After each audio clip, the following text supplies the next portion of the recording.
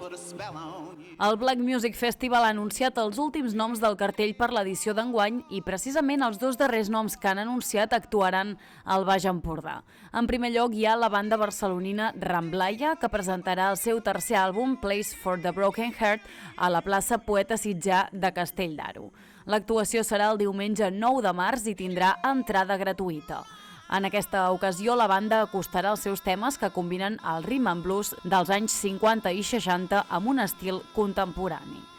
Gairebé un mes abans, però, el 14 de febrer, l'Espai Ter haurà acollit un homenatge a un dels noms més coneguts del soul, Otis Redding. Serà un concert que portarà per nom The Otis Redding Show i que s'iniciarà a partir de 9:15 del vespre. En aquest espectacle es rememorarà el cantant després de 50 anys de la seva mort. El Teatre La Gorga de Palamós, però, també serà un dels escenaris del festival amb Petit Break, un espectacle participatiu de hip-hop per a nens i nenes de més de 3 anys que vol ser també un homenatge a la pel·lícula nord-americana Breakdance del 1984.